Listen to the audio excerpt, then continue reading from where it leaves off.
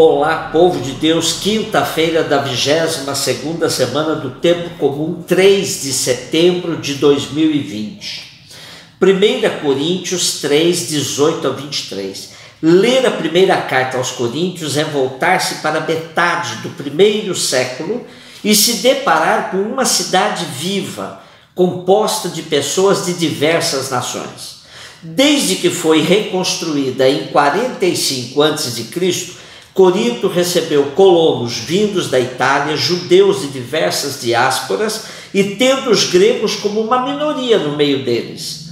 O cristianismo conhecia assim a sua prova de fogo, no encontro com diversas culturas e religiões. Uma significativa parte da cidade era constituída de escravos, que faziam o trabalho entre os dois portos. Há um desencontro enorme entre as fontes quanto ao número de habitantes, que vai de 800 mil a 250 mil. Porém, desde que em 27 a.C. foi nomeada capital de Acaia na Grécia, Corinto se tornou realmente um polo urbano considerável no primeiro século de nossa era. Encontramos no meio dessa cidade conturbada Áquila e Priscila, casal de judeus convertidos ao cristianismo, expulsos de Roma pelo edito de Cláudio em 49 a.C. Eram pequenos empresários, fabricadores de tendas, e acolhem o apóstolo Paulo nos primeiros meses de sua estada em Corinto, e Paulo trabalha com eles. Foram de suma importância para o início da evangelização em Corinto. Paulo só os deixa depois da chegada de seus companheiros de missão, que trazem recursos enviados da comunidade de Filipos, liberando um pouco mais Paulo para a evangelização. No texto de hoje, Paulo retoma o tema da sofia, ou seja, da sabedoria, contrastando com o tema da loucura. A sofia grega era central na filosofia e na religião helenística também. Marcava o platonismo, o gnosticismo e alcançou influenciar a teologia cristã. Na sua origem estava meio vinculado ao significado de esperteza, habilidade, porém seu significado posterior se aproximou do conceito de phronesis, que na concepção aristotélica se identifica com a sabedoria prática, e foi moldado pelo termo filosofia, amor à sabedoria, como usado por Platão.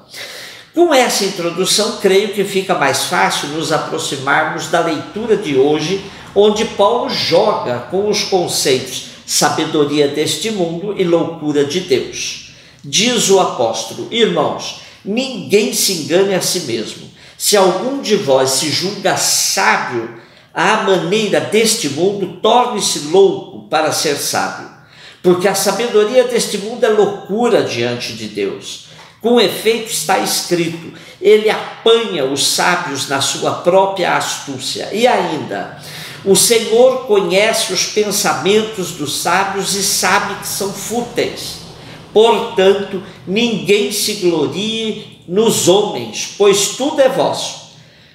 Paulo, Apolo, Cefas, o mundo, a vida, a morte, o presente ou o futuro. Tudo é vosso. Mas vós sois de Cristo, e Cristo é de Deus. Lucas 5, de 1 a 11.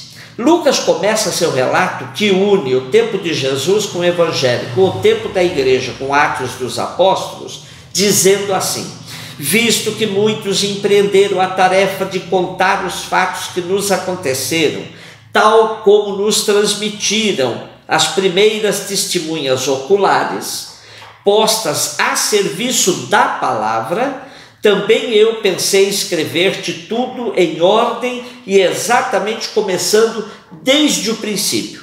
Assim compreenderás com certeza os ensinamentos que recebestes, ó Teófilo. Por isso, entende-se que depois de apresentar Jesus, sendo batizado, tentado no deserto e na sinagoga proclamando sua missão, e a estendendo da Galiléia à Judéia, hoje ele vai formar o seu primeiro grupo missionário. Interessante o relato de Lucas, que coloca Jesus frente à multidão, entrando no barco, se sentando aí para ensinar o povo. Ora, sabemos que o barco é metáfora da igreja primitiva, da comunidade. Portanto, é a partir da comunidade que Jesus quer falar sobre a palavra de Deus. Jesus começou sozinho sua missão, agora vai compor um grupo para expandi-la. Porém, como convencer aqueles homens simples de assumirem esta convocatória de Jesus? Nada melhor que um sinal fácil de ser entendido por eles. Pescadores que eram, perceberam que essa pesca abundante estava fora de cogitação. Só poderia ser fruto de intervenção de alguém fora do esquema. A multidão escutou sua palavra.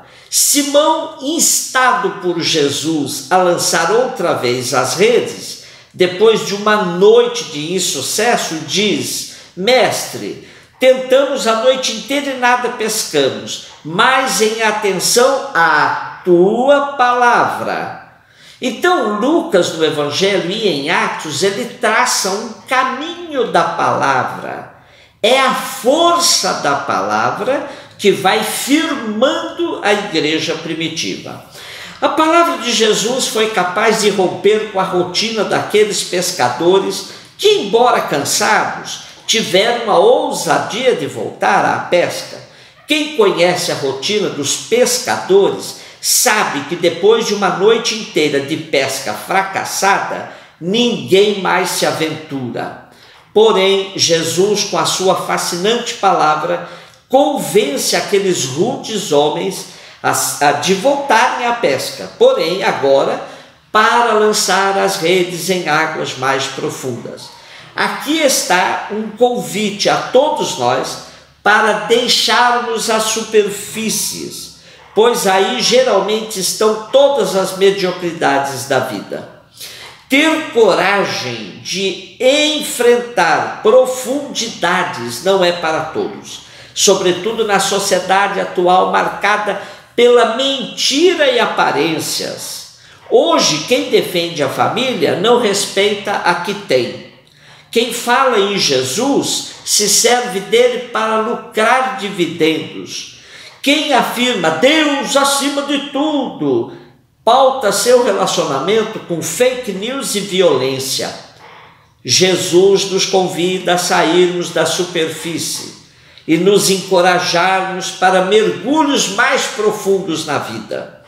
Simão Pedro acatou o desafio de Jesus, dando o primeiro passo, olhando para dentro de si mesmo, reconhecendo sua condição humana, existencial. Afasta-se de mim, Senhor, diz ele, porque eu sou um pecador.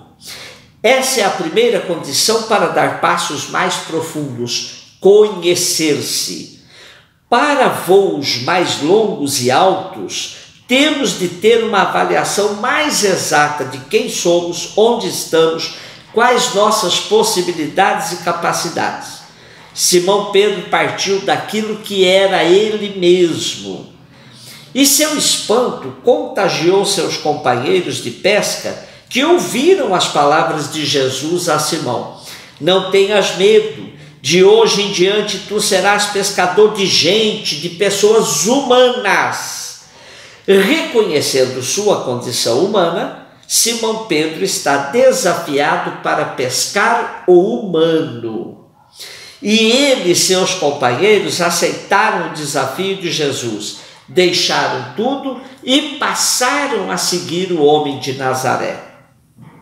O grande desafio colocado para todos nós: pescadores do humano, num mundo onde o humano está intensamente desgastado, e a pandemia ajudou a emergir esse desgaste de maneira tão profunda.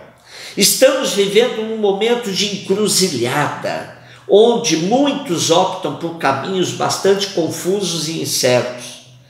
Será que a nossa igreja tem, de fato, aproveitado a pandemia para preparar uma proposta convincente e sólida para orientar a vida de tantos e tantas que nos buscam através de caminhos mais profundos, ainda que indiquem desafios e aventuras? Um beijo no seu coração.